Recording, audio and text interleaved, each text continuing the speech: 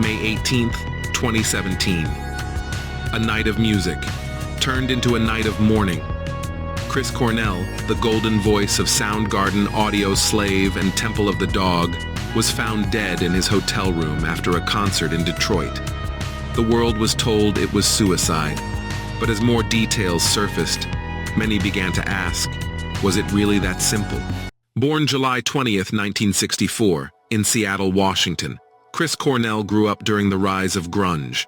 With his piercing voice and poetic lyrics, he became one of the most defining sounds of the 1990s. Soundgarden, Pearl Jam, Nirvana, these weren't just bands. They were the voice of a generation, and at the center of it all stood Chris, powerful, mysterious, and fragile. Behind the fame, there was a man haunted by pain, depression, addiction, and deep emotional wounds he hid behind the microphone. Chris often spoke about his battles with anxiety, loneliness, and substance abuse. In interviews, he confessed he had been in dark places many times, but had found peace through family and music. He had been sober for years, a father, a husband, a rock legend rebuilding his life. Fans saw a man who had finally found balance, but beneath the surface, something was breaking. His family later claimed he was prescribed Ativan, a medication for anxiety, known to cause confusion, paranoia, and suicidal thoughts when misused. In the months leading up to his death, Chris's music grew darker, his lyrics more introspective, almost like he knew what was coming. May 17th, 2017, Soundgarden was back on tour. That night, they performed at the Fox Theater in Detroit. The crowd was electric, and Chris seemed different. His voice shaky at times, his energy distant. After the show, he returned to his hotel room at the MGM Grand. At 11:35 p.m., he spoke to his wife, Vicky, over the phone. She said his words were slurred, his tone strange. Moments later, his bodyguard found him dead, a belt around his neck, the bathroom door locked from the inside. The world was shattered.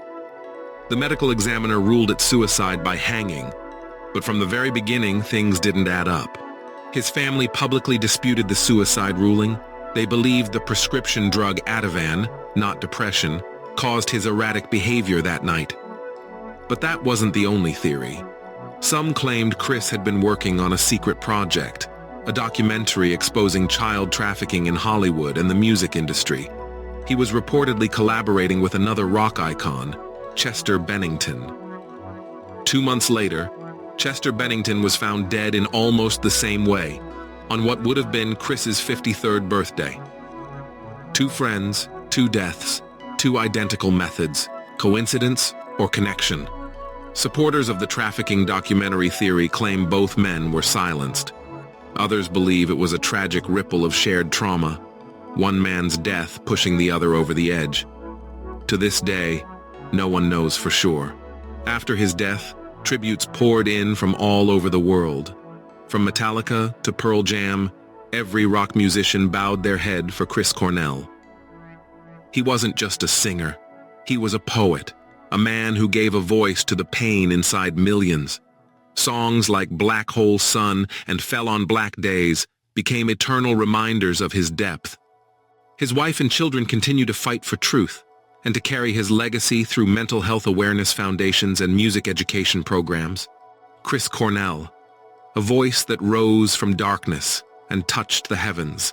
His death may remain a mystery, but his music will forever echo in every soul that ever felt lost, broken, or human. Was Chris Cornell's death a tragic accident or something far more sinister?